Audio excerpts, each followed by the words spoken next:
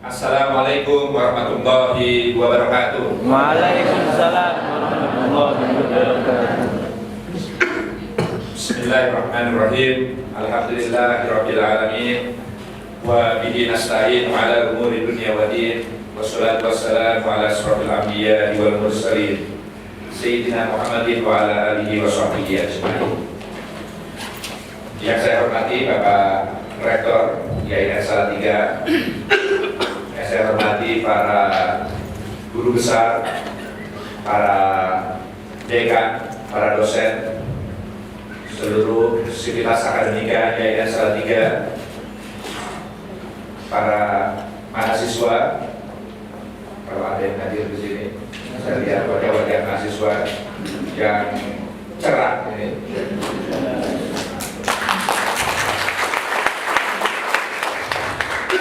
Hadir bersama saya Kepala Kanwil Kementerian Agama Jawa Tengah, juga Kepala Biro, Kepala Binmas, Humas Kementerian Agama, staf khusus Menteri, dan beberapa staf yang lain. Tentu pertama saya ingin menyampaikan rasa syukur yang tidak terhingga karena pada hari ini saya bisa hadir di sini sekaligus untuk bisa ikut tasyakur atas penggunaan gedung baru yang tadi oleh Pak Rektor disampaikan bahwa baru minggu lalu ini digunakan. Tentu ini adalah wujud dari proses yang panjang, tadi juga telah diceritakan sekilas bahwa kita bisa memiliki gedung seperti ini karena prosesnya panjang dan tentu atas segala jerih payah mereka-mereka yang memberikan kontribusi sumbangsi bagi adanya gedung ini. Maka mudah-mudahan gedung ini membawa manfaat bagi kita semua. Ini ya Pak Rektor, kita mau sampai jam berapa ini? Jelas dulu supaya ada di 15.15 sekarang. Setidaknya itu yang saya. Apakah mau sampai subuh atau boleh sampai 16? Ya, ya supaya jelas, supaya kadang-kadang kalau sudah bicara kita suka lupa waktu. Ya, pertama itu rasa syukur saya bisa hadir di sini, dan yang kedua, alhamdulillah ini tidak hanya semata silaturahim antar kita, tapi juga kita bisa saling berbagi pengetahuan, mungkin berbagi pengalaman, bagaimana upaya kita bersama untuk meningkatkan IAIN kita. Ini juga alhamdulillah status baru IAIN ini juga baru kita dapatkan setelah sejak tahun berapa, 1970 gitu ya. 70 sejak cabang dari IAIN Wonosobo ya, Semarang, lalu mulai 97 kalau tidak salah, 97 menjadi STAIN, dan alhamdulillah kemudian sekarang kita menjadi IAIN. Tema yang diangkat ini sebenarnya sangat berat gitu. Bagaimana kita bisa melakukan akselerasi percepatan pengembangan perguruan tinggi keagamaan Islam negeri, khususnya IAIN ini, dalam rangka memberikan kontribusi yang cukup signifikan di era global ini, di tengah-tengah kehidupan yang semakin kompetitif. Tentu ini tema yang sangat besar, tapi saya ingin memberikan beberapa catatan saja, sekedar untuk menyegarkan ingatan kita bersama, karena kita baru memiliki status yang baru sebagai IAIN dari STAIN, dan saya juga melihat tadi sesaat sebelum masuk ke ruang ini ada tayangan tentang master plan pengembangan kampus ini, dan tentu banyak hal yang harus kita rancang, yang harus kita persiapkan dengan matang, bagaimana agar percepatan pengembangan IAIN kita ini bisa memenuhi harapan lagi-lagi di era kompetitif, di era global ini. Tadi saya tanya ke Pak Rektor, ini pengembangan kampus seperti ini siapa yang mendanai setelah 2 tahun ini, setelah 2015 dan 2016, karena SBSN ini kan hanya 2015 dan 2016. Ya, jawabannya masih kurang yakinkan. Karena memang belum jelas siapa yang akan mendanai. Ini satu contoh PR kita ke depan. Jadi tentu ketika kita membuat master plan-nya sangat indah, sangat baik gitu. Ada berapa hektar? 17, rencana 40 bahkan. Nah, jadi begini, ada bagian-bagian bagaimana pengembangan institusi pendidikan perguruan tinggi ini bisa berkembang dengan baik. Ada hal-hal yang sifatnya makro, perencanaan makro seperti tadi master plan itu adalah jangka panjang yang mungkin saya tidak tahu apakah bisa diselesaikan dalam 4 tahun periode masa bakti katakan begitu, atau kalaulah ketentuan bisa 2 kali bisa 8 tahun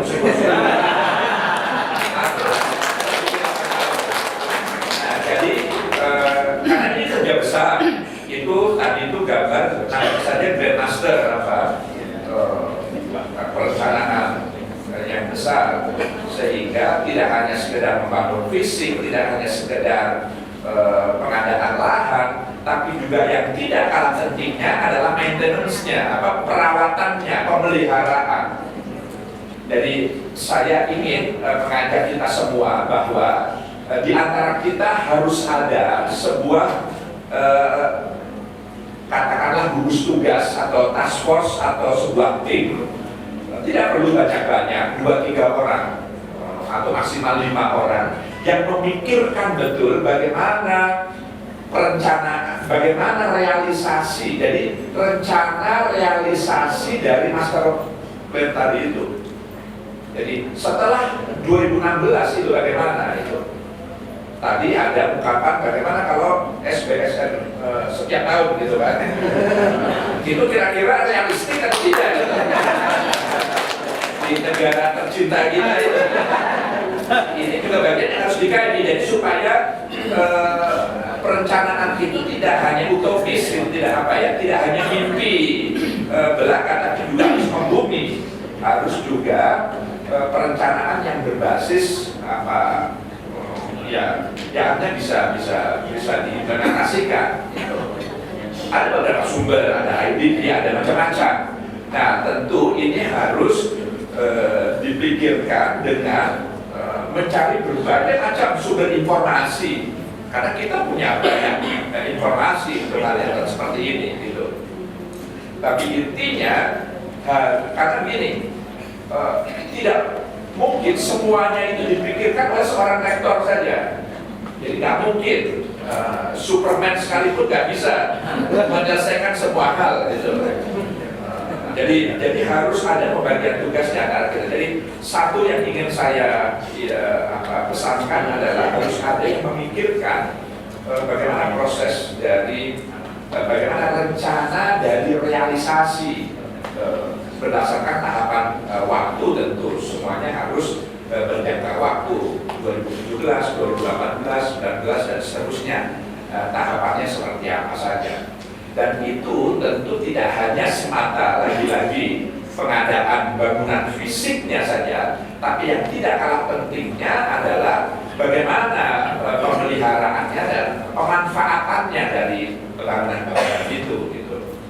Itu juga yang tidak kalah pentingnya untuk juga dipikirkan. Jadi satu hal saya ingin pikirkan hal ini. Yang kedua, bagaimanapun juga kita, apalagi ini lembaga pendidikan tinggi, tentu mengandalkan atau bertumpu pada aktor-aktor, pada SDM, gitu ya. Tema kita ini kan SDM. Jadi bagaimana para para dosen, karena perguruan tinggi itu jantungnya adalah dosen, pengajar. Gitu. Perguruan tinggi dimanapun, apalagi yang berskala berkelas dunia, itu selain memiliki sejarah panjang tentu, umumnya yang ada di Amerika, di Eropa itu memang punya sejarah ratusan tahun perguruan tinggi itu. Tapi mereka bisa seperti itu karena basisnya adalah para pengajarnya. Nah, di sini saya juga ingin menitipkan pesan agar dibuat perencanaan yang matang bagaimana pengembangan SDM para dosen ini, khususnya tidak hanya dalam wawasan, tapi juga kemampuan keterampilan. Saya tadi bertanya di sini yang kuat apa? Tarbiyah, gitu, karena ini yang sejak awal tarbiyah, jadi pengajaran yang kuat. Lalu setelah itu PB katanya ya. Nah, oleh karenanya misalnya yang kaitannya dengan pengajaran itu, jadi apalagi ini di Salatiga. Di Salatiga ini kan ada Satya Wacana, ada beberapa yang lain, kan ada beberapa perguruan tinggi juga. Jadi harus punya distingsi, faktor kekhasan, faktor pembeda.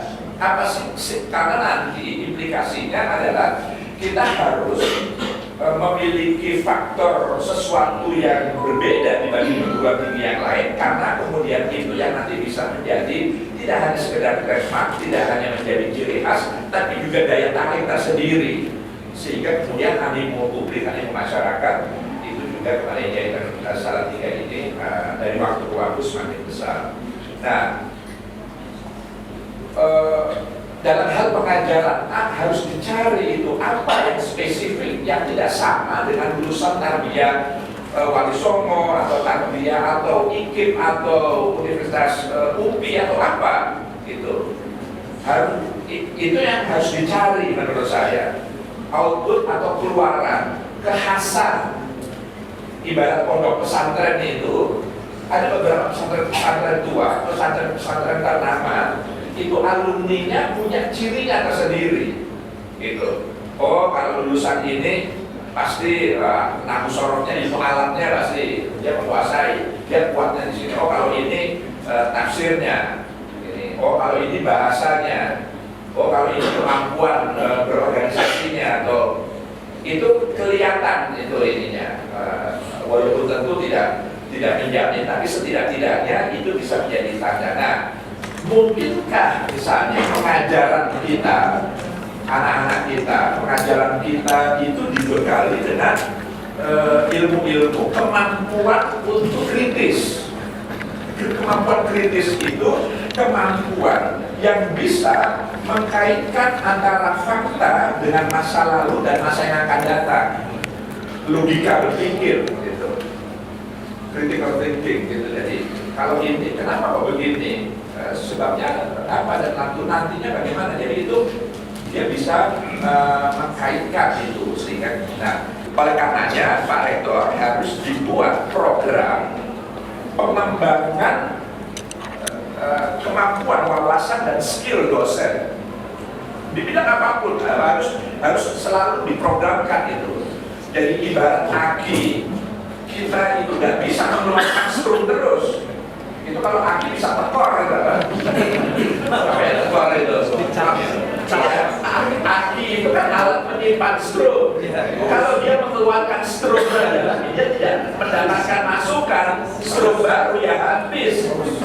Kalau tekor ya soak gitu. Ya nggak bisa digunakan. Oleh karenanya, karena dia mengeluarkan strum, dia harus mendapatkan strum juga. Nah, problem pengajar-pengajar kita, dosen-dosen kita itu karena kurang sebanding. Jadi banyak setiap hari mengeluarkan ilmu, tapi tidak bertambah, tidak menambah gitu. Ya, itu yang menurut saya perlu. Nah, semuanya itu tentu harus berbasis pada nilai. Jadi ini juga bagian yang tidak kalah pentingnya, lagi-lagi karena IAIN itu sangat tergantung dari para operatornya, rektor, dekan, dosen-dosen, termasuk juga tentu para mahasiswa-mahasiswa. Jadi itulah kenapa sejak tahun lalu kami di Kementerian Agama yang pertama prioritas untuk kita tekankan adalah penerapan 5 nilai budaya kerja. Nilai itu penting kan, supaya apa? Karena supaya masing-masing kita ini bekerja tidak seperti lazimnya mesin gitu. Kita ini adalah khalifah gitu, yang memiliki tanggung jawab, yang memiliki misi tertentu. Kenapa kita ada di sini? Kenapa kita menjadi bagian dari IAIN? Itu harus ada ruh, harus ada jiwa yang senantiasa hidup di dalam diri kita. Nah, setidak-tidaknya ada 5 nilai itu yang kemudian kita kenal dengan 5 nilai budaya kerja. Ada integritas, ada profesionalitas, ada inovatif, tanggung jawab, dan keteladanan. Maksudnya begini, integritas itu sesuatu yang mutlak, niscaya, tidak bisa ditawar-tawar lagi. Jangankan kita yang menggunakan lembaga pendidikan, apalagi lembaga pendidikan tinggi, apalagi kita menggunakan kata Islam di situ, maka integritas menjadi sesuatu yang mutlak, harus ada pada diri kita. Jadi ini nilai yang pertama harus kita angkat. Lalu yang kedua adalah profesionalitas. Maksudnya adalah bahwa siapapun kita, dimanapun kita berada, di bidang apa, di bagian apa, kita harus menguasai betul bidang di mana kita berada di dalamnya. Saya berada di dalamnya.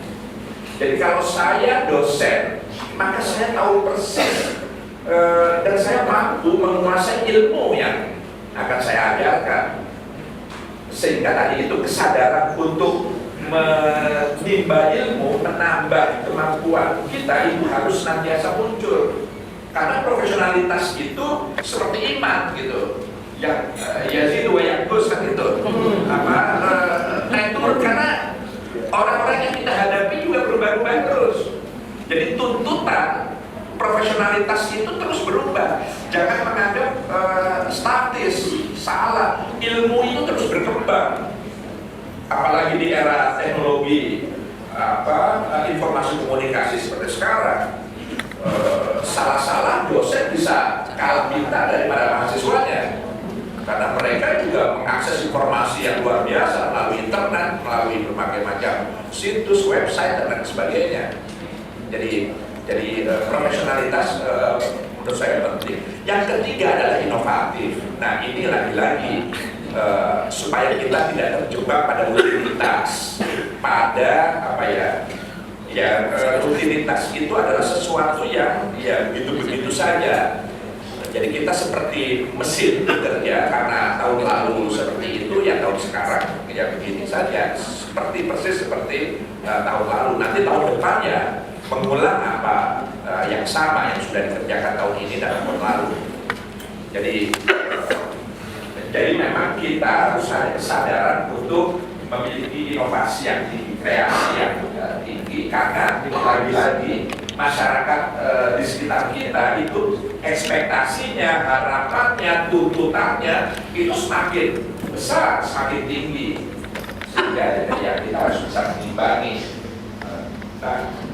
Nah itu nilai yang memang harus ditekankan. Yang keempat adalah tanggung jawab. Jadi kita ingin membangun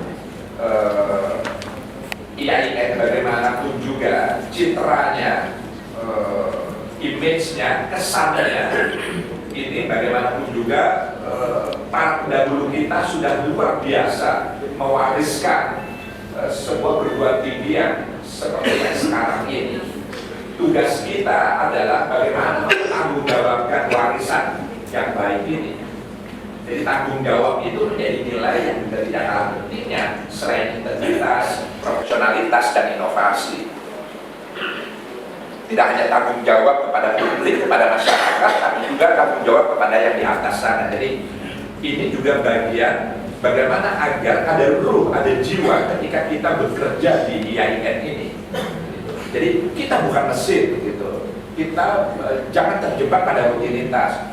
Kita akan dimintai pertanggungjawaban, karenanya rasa tanggung jawab itu menjadi penting. Dan yang kelima adalah teladan.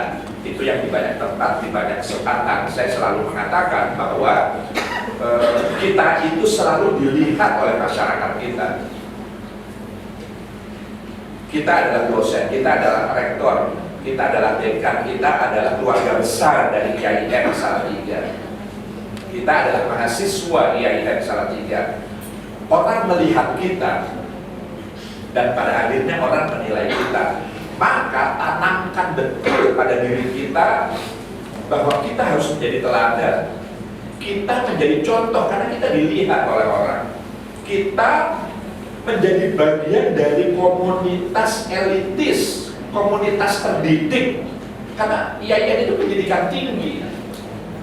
Dan tidak banyak orang yang punya kesempatan mengenyam pendidikan tinggi itu. Itu sangat sedikit sekali yang berkesempatan menjadi mahasiswa, apalagi menjadi dosen, itu lebih sedikit lagi. Jadi kita ini adalah orang-orang pilihan sebenarnya. Tuhan menakdirkan kita menjadi orang-orang pilihan yang mendapatkan amanah kepercayaan untuk mengelola institusi yang bernama IAIN ini. Nah, oleh karenanya tanamkan betul kesadaran bahwa kita harus menjadi contoh bagi lingkungan sekitar kita, di keluarga kita, di tetangga kiri kanan kita, di komunitas manapun di mana kita berada, kita harus menjadi teladan. Nah, ini adalah cara bagaimana agar kemudian setelah kita memiliki kesadaran 5 nilai budaya kerja ini, barulah hal-hal di luar yang sifatnya internal itu bisa kita benahi. Yang pertama adalah diri kita sendiri, benahi diri kita. Tentu prosesnya sambil berjalan, sambil lalu kemudian yang sifatnya eksternal tadi. Oleh karenanya terakhir saya ingin menutup sebelum nanti mungkin dialog, cara kita membangun image yang baik. Karena kan begini, yang dibangun itu adalah trust, kepercayaan. Orang akan percaya kalau dia mendapatkan kesan yang baik. Kesan yang baik itu akan muncul kalau dia melihat faktanya memang baik. Atau kalaulah tidak fakta, dia mendapatkan image, opini,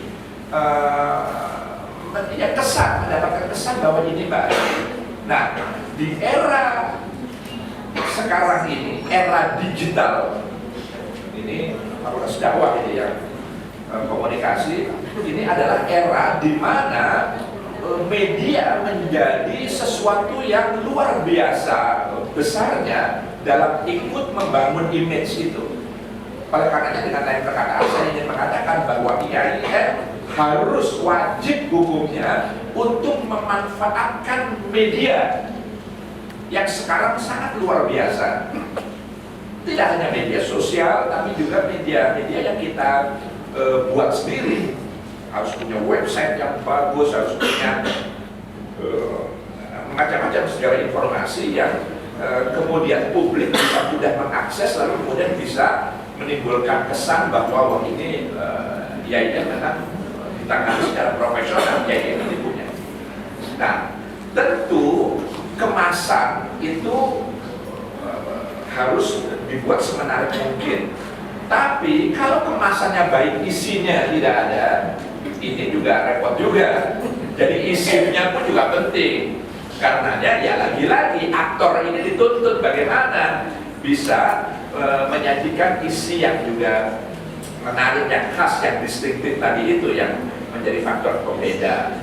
Nah, sehingga buah karya para dosen, para guru besar menjadi penting untuk, atau bisa kita ambil dari luar, tapi ini adalah sesuatu yang kemudian menambah wawasan publik, memiliki daya tarik tersendiri untuk kemudian menimbulkan kesan atau image yang baik. Jadi intinya saya ingin mengakhiri paparan ini dengan harus juga ada tim khusus yang memikirkan, merancang dengan baik bagaimana media sosial IAIN ini ke publik. Jadi selain yang dibuat sendiri, tentu juga membangun relasi yang tidak kalah pentingnya, karena sekarang adalah era informasi, era digital, era informasi, sehingga relasi kepada sejumlah media massa itu menjadi juga penting, dan harus ada pikiran-pikiran yang inovatif yang kemudian membuat orang itu kemudian tertarik. Contohnya seperti tadi saya tanya, program KKN masih ada tidak? Oh masih, gitu. Biasanya berapa? 40-45 hari.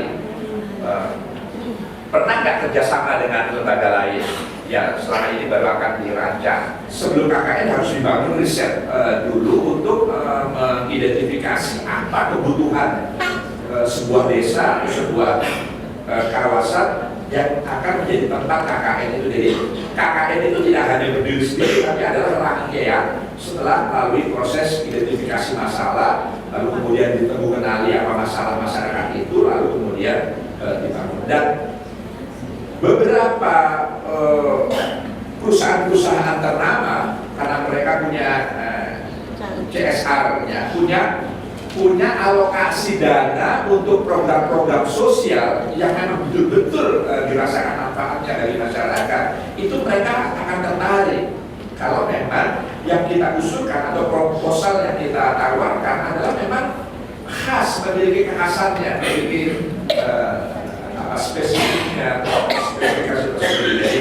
ini juga bagian dari bagaimana kita bisa melahirkan kreasi yang inovatif, sehingga kemudian keterbatasan dana itu justru harus dijadikan alat untuk merangsang kita untuk berpikir kreatif apa yang harus kita gagas. Jadi dan lagi-lagi ini adalah media, bagaimana relasi kita dengan media-media itu menjadi penting.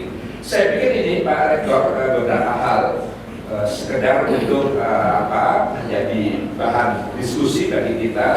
Tapi sekali lagi saya ingin mengatakan syukur saya, mudah-mudahan apa yang sudah kita dapatkan ini betul-betul bisa kita jaga dan kita pelihara dengan sebaik-baiknya. Demikian, sementara saya akhiri. Wassalamualaikum warahmatullahi wabarakatuh.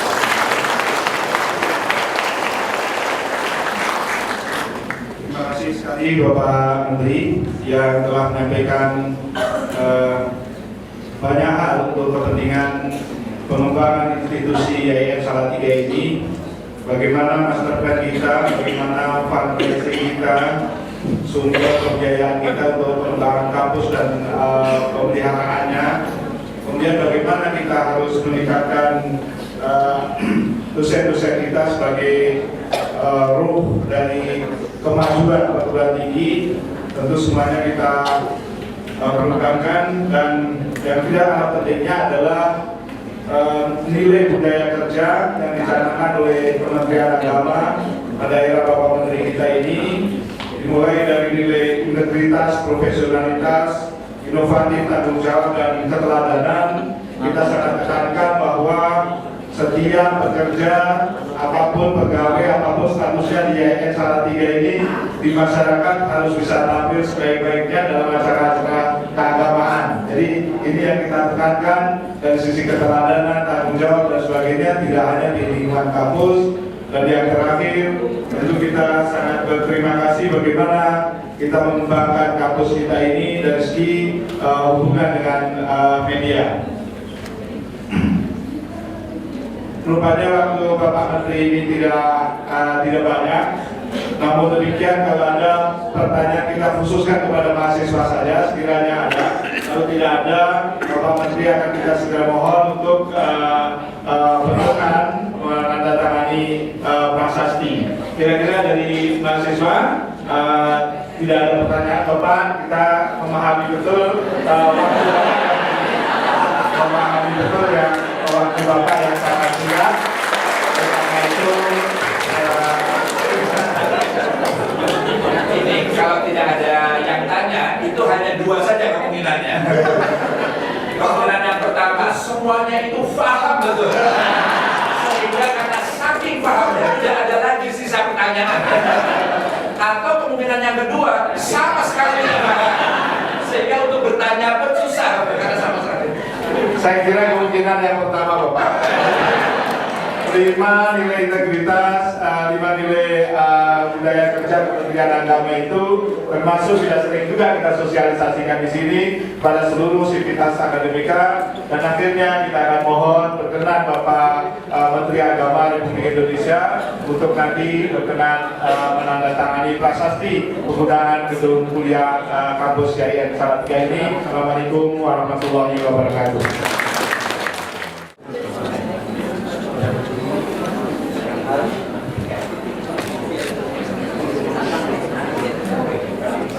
Bismillahirrahmanirrahim.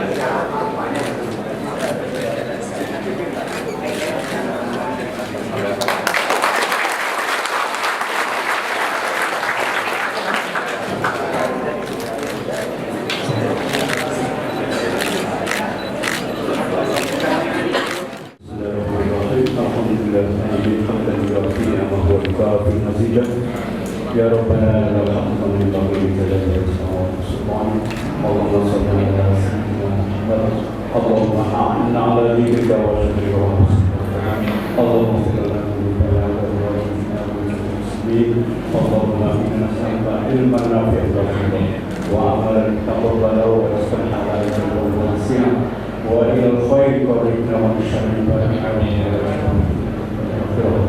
Rabbana la tuzigh qulubana ba'da idh hadaytana wa hab lana min ladunka rahmah Rabbana wa ahlana wa awladana wa talamidana min ahli al-ilmi wal khair wa la taj'alna wa iyyahum min syarri al-khair Allahumma barik lana fi awladina wa fadhlu wa la tadhlim wa fahum bi ta'atika wa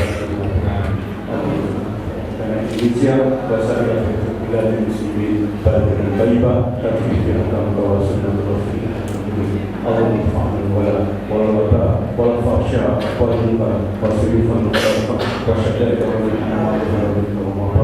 ini pada Indonesia pasal wa kita amma Rabbana atina fid dunya hasanah wa qina adzaban nar wa sallallahu ala sayyidina Muhammad wa ala alihi walhamdulillah. Assalamualaikum warahmatullahi wabarakatuh.